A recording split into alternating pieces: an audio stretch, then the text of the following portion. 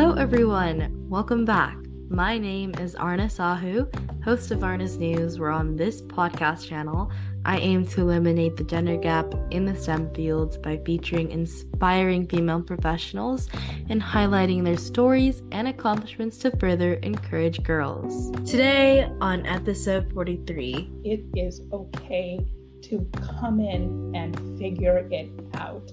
You need to have the aptitude, you need to have the willingness to really learn and not be the most proficient and knowledgeable person in the room and still be able to get through that.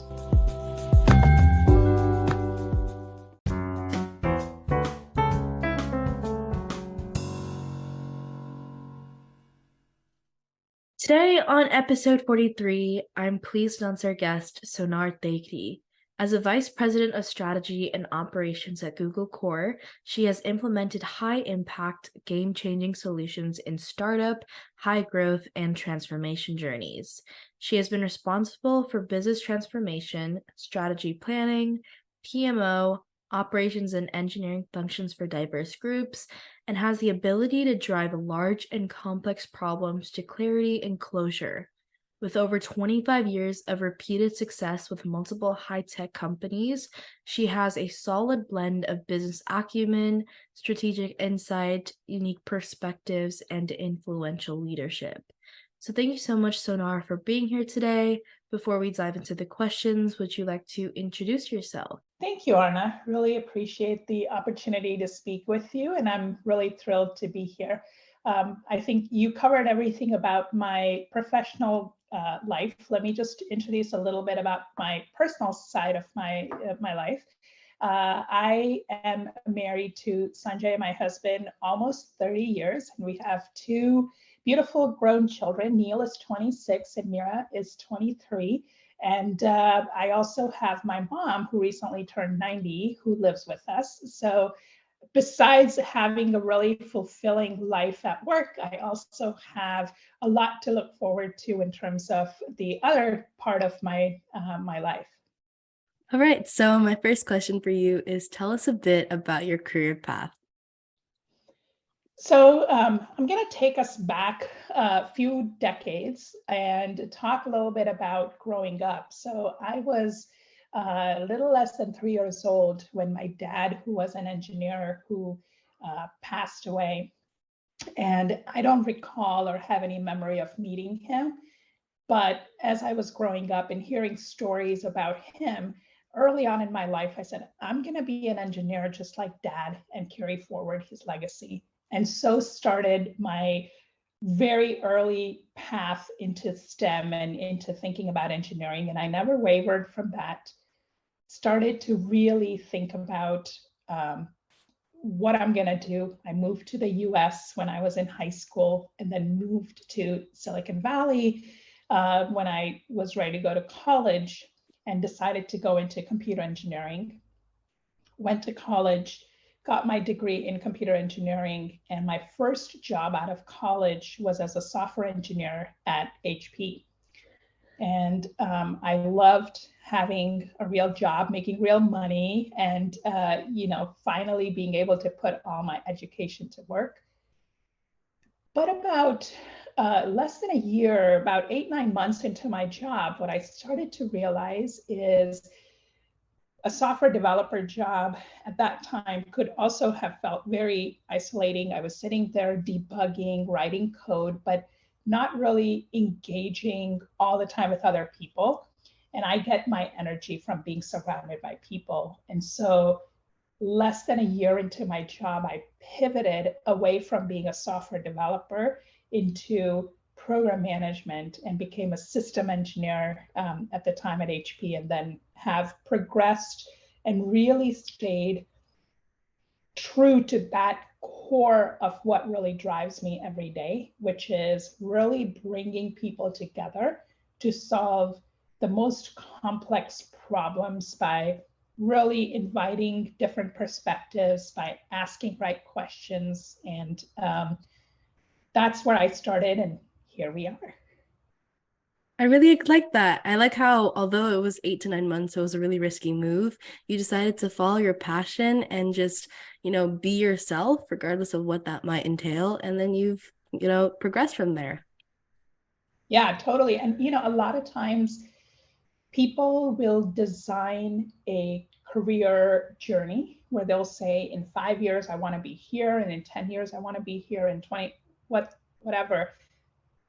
I have always opted to be very dynamic about my career in terms of, and there's pros and cons. I haven't gone in and said, you know 2 years from now this is what I want to be doing. I've always really also trusted my instinct.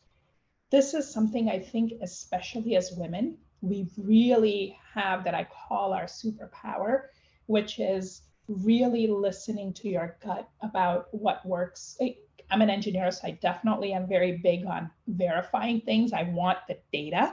I will ask for a lot of different opinions and perspectives. But at the end of the day, do what you know within your gut instinct is the right thing for you. And I think that has really been what has guided me, and I could say is the through line in my career. Yeah. So staying open, having your options open, and just following your gut. Yeah. And this kind of is a great segue to my next question, which is what advice would you give someone wanting to pursue a career similar to yours? And do you have any tips to succeed? Yeah, I mean, lots of things that I can think of. Let me see. So first, where I would start is, you know, I've had an unconventional career path, if you will. Like when I started in the industry, almost 2.5 decades ago, a lot of the things that people have available in terms of resources, in terms of just even options of career paths didn't exist. And I'm sure that even as the world is progressing, especially in STEM, there is such prolific growth that has happened and will continue to happen. First thing I would say is don't be afraid to chart your own path. A lot of times you will hear people say, well, do this, and then you do this, and you become an engineer one, and then an engineer two, and then an engineer three, and then a manager. And but if you didn't take that path, or if you did actually think about, well, I want to go explore a different side of what this would look like, whether you want to go into research, whether you want to go into product, whether you want to go into data, whether you just really are intrigued with the supply chain challenges, both even on the software side. Like, how do you think about that? And being really open, I think, is it's really important. The second thing that I would say is, definitely early on having mentors and really being able to have a diverse set of folks that you can talk to who can give you unfiltered advice and also guide you is important to have, and continue to build your network. Of course, in your company is one thing, but also outside of your company, engage in so many other resources or support groups that you can find in your company or outside. Like I was very active at Society of Women Engineers when I was in college. You can do IEEE. There's lots and lots of resources like that. Like I've been engaged with the Anita Borg Institute and the work they do at the Grace Hopper Conference, and like actually going to things like that and meeting other people is tremendously valuable to bring and really soak in and being open to other perspectives. And thirdly, I would say is always be curious and have a desire to learn. That is the single most biggest thing I see. A lot of times people come in and they have the skills that are needed, but they think that's enough. And now that they're done with being in university, they're done and they could just keep writing code or doing this. And it's like, yeah, but there's so many new languages, there's so many new technologies constantly coming up. And so really staying open to learning, I think, is really, really important. Yeah, just it's okay if you don't follow conventional path. It's okay if you find your own, make your own path, be a trailblazer, if you will. And finding people that you can look up to, build your connections, that is something that is also very, very valuable. And also, as you said before, staying curious and being open to learn, whether it's in 5-minute videos or just reading a new book every single day. That's pretty important to do as well. Yeah, absolutely. You captured it really well, Aarna. And my next question for you is, what is a common myth about your profession that you want to debunk? Yeah, I'm going to start broad and talk about and then go in. And what I mean by that is one common myth about just women in STEM. I'm going to start at a very high level industry thing, is really that women don't really support each other. I think that's a big myth. I definitely have really benefited from having some amazing women mentors and sponsors, and it's been really helpful. The flip side of it, though, is male allies are still really, really important and critical to continue to help us. And so, really balancing those two. It's not an either or equation, but that is definitely a myth. I see a lot of women out there wanting to help other women. And I think every time you help somebody, you really inspire them to pay it forward and help 5 more people. And then that's how you proliferate the support network that, you see a lot of new such networks popping up now, and that's fantastic. But there was definitely a myth. Then, when it comes to my particular sort of area in my profession of business operations strategy, there is so many different myths about what experience do you need to be in this sort of a role, whether or not you need to be an expert at the technology.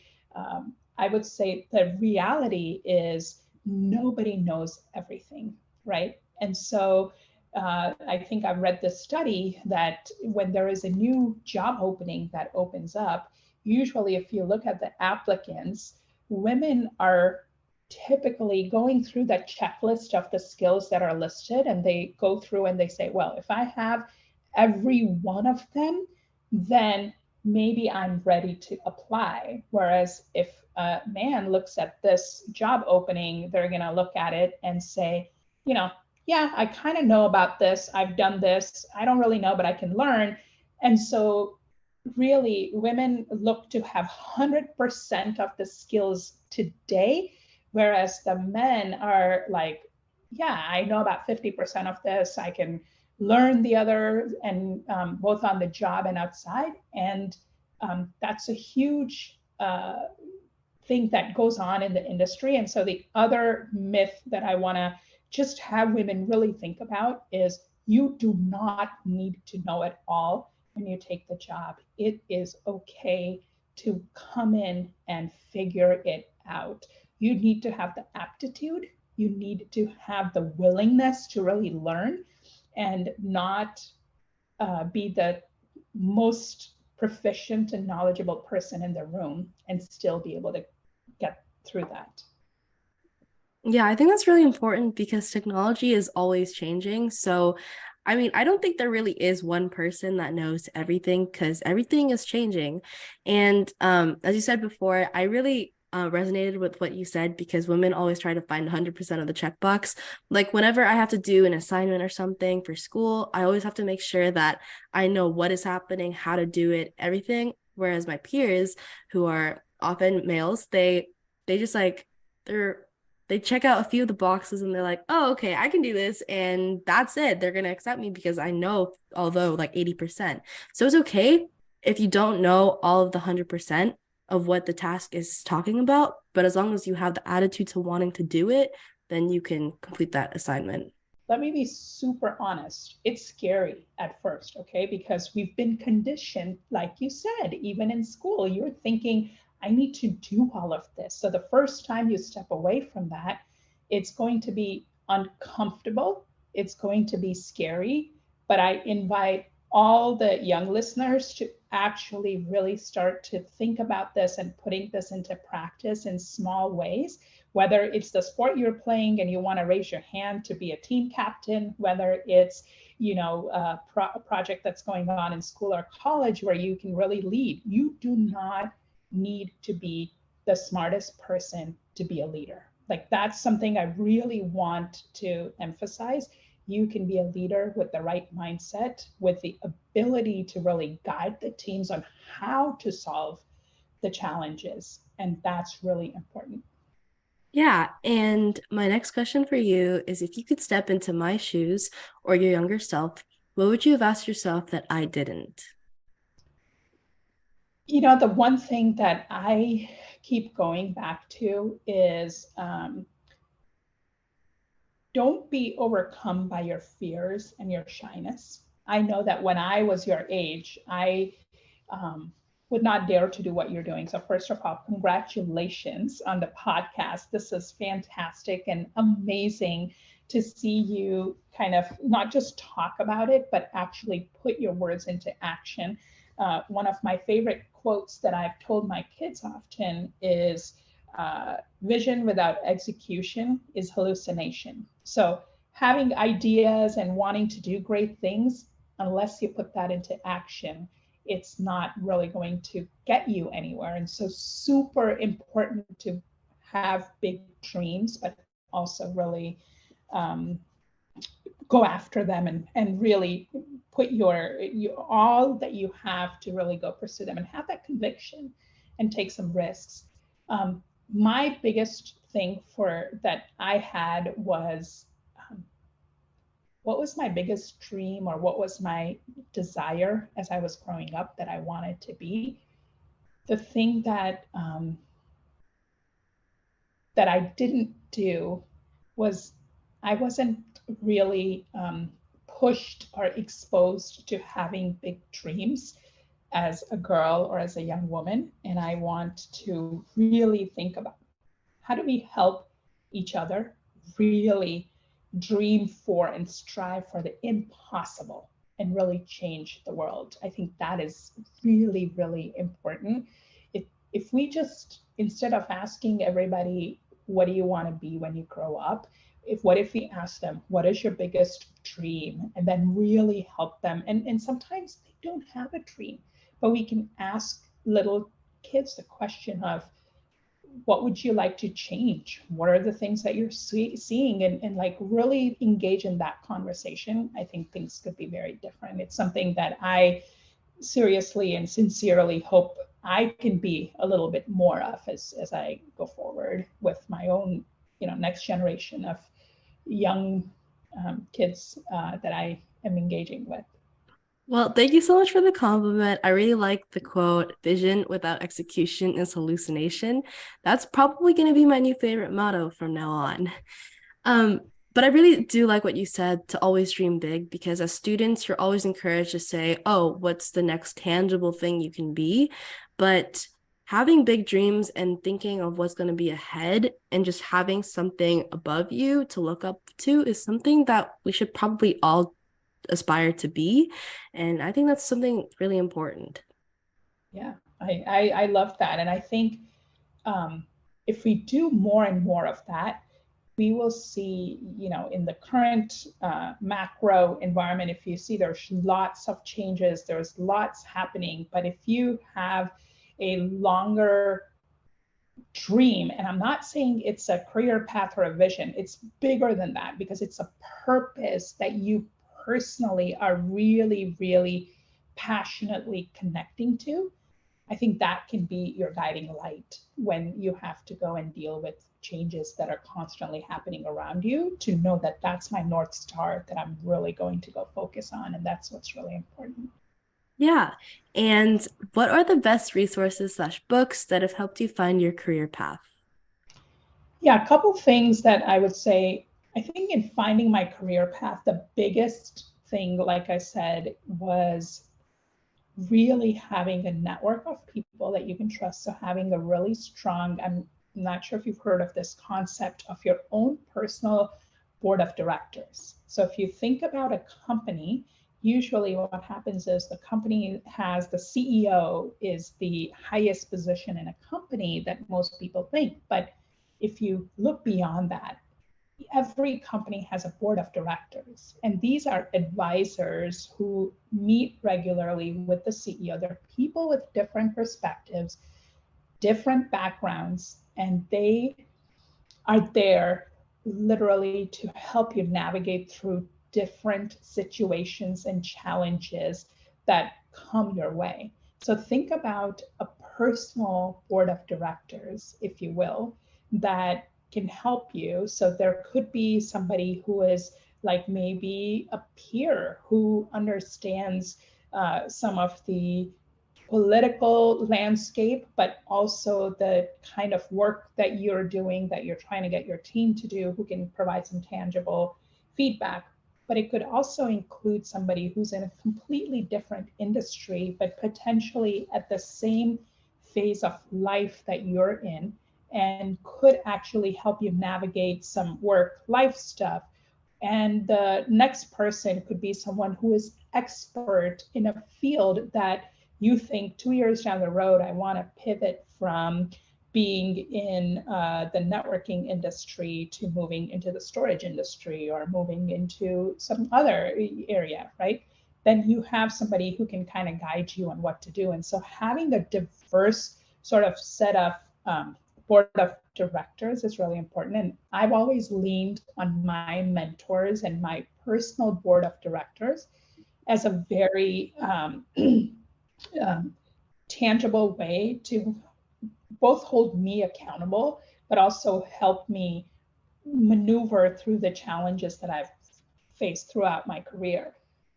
The one thing that I'll say about the board of directors is membership in the board also changes. So people who may have been really great mentors and advisors, oftentimes over a period of 3, 5, 10 years become friends, and others come in and take that position in the board of directors. And so really keeping that fresh. Most companies are also always looking at their board of directors, and there's some movement that's happening, people coming off and on, and you should do the same. It's not like a one and done thing, right? So that's my biggest sort of source of getting advice and feedback and really driving my growth. In terms of books, I like to read lots of different types of books. I would say I'm really big on leadership, and a couple people that come to mind that are my favorite are Adam Grant. Everything that he says most of the times really, really resonates with me. Brene Brown and the work that she's done really around making sure that your mental state is just as critical as your physical being, and really some of the internal challenges that we face as humans and how you overcome that. I think that's important. A couple other books that I have really, really appreciated in the more like recent part of my career where I needed some strong leadership advice. Radical Candor by Kim Scott is just an amazing book on just how much you can do and what shifts you can experience with your team by just being able to have a direct and clear conversation. It's really helpful. And then lastly, I would say I also love to read biographies and learning about leaders that I am impressed by, either in the tech field, but also like someone like a Warren Buffett or like Michelle Obama, and really reading about their own journeys and how they've navigated through different situations. I always find there's something to learn there. That's so cool. I mean, the board of directors personally is like a support system that you have that you can always rely on. And I like the analogy of the company that you said, that people can come on to the board of directors, but they can also come off, and that's okay to let people change the quote unquote positions so you can learn from other people and have a fresh background. And also, I really liked your books that you said. I'm definitely going to check them out. And I like how you have a wide range of books to read. Awesome. What are your favorite books? I kind of read a few mindset books as well. Like my dad kind of teaches me a few stuff, but I also like romance books, so that's something else. I love it. Yeah, and my next question for you is what do you think is the vital factor that shaped your career? What was your life before learning it, and what was your life after learning it? I think the biggest breakthrough for me was after my first maybe 3 or 4 jobs. Every single job I've had has not been posted or been like, here, we're looking for a manager of this or a director of this or this of this. It has always been my ability to think about what it is that I have already learned. What are the things I want to learn next? What skills might I want to develop? Who might be leaders that I really aspire to work with? Going and building relationships with those people and really helping to articulate my value in a way that we can jointly create a role for me. I recognize that this has been such a special gift for me. It's not something that everyone can have, but I do want to challenge and encourage people to think outside the box. When I figured out that, it's not just figuring out that whether what is the size of the box and where you fit and positional things, but if you just ditch the box and really start to build your own narrative and really focus on your brand. I think the number one thing that I had was a brand that said, if Sonar was engaging and helping us solve this problem, we know that she'll bring the right people, the right decision makers, the right structure to have the right conversations to get us the best outcome. And I think before I had that, it was kind of like, you feel after a while like you're a hamster on a wheel. You're just going and you're going and you're going, and there is it's always nice to be well recognized, to be growing, but if you are not connecting to a purpose of what it is that you want to do and how you're providing unique value, it's harder. Versus once you figure out, like, this is what I bring to the table and this is what I want to be known for, this is what I'm going to be striving for, I think it just clarifies for you every single time you're considering the next opportunity or how you want to shape your career. You keep that at the forefront and really start to build around it. Yeah, so I liked how you went from your dreams because you were able to think outside of the box and pursue the things that you wanted to do. And also, it goes back to like the support system and finding people who you can rely on. Because you said that your first few jobs were from people that you knew, and that's something that came from your connections and your ability to wanting to build your network and your board of directors. Absolutely. And because we have a little bit of additional time, what is one thing you wish you had known when you began your career path? I would say just be patient. You don't need to get everything done, accomplished in the first year, decade, whatever. Careers are multi-decade long times, and continuing to strike the balance between my personal and professional life and being able to do the right thing across both dimensions is okay to do.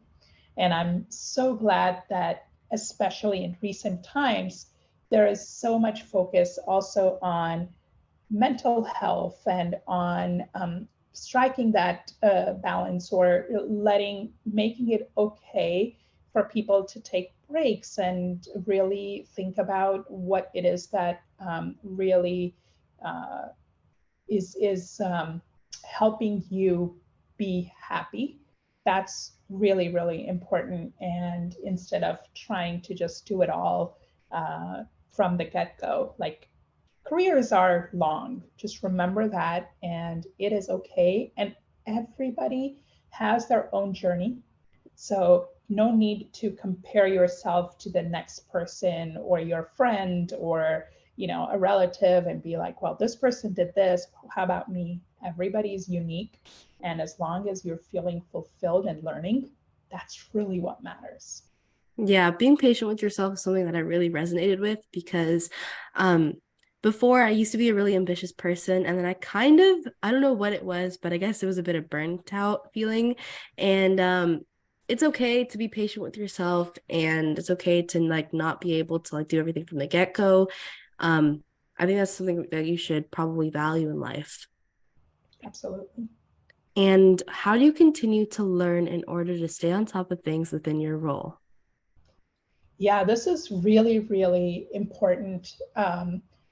Couple of things. So one is actually hiring people who are smarter than me, who can really teach me in every situation. Like I said, getting really comfortable not being the smartest person in the room, but having a team of people who have the expertise that we need to actually go and solve the problems.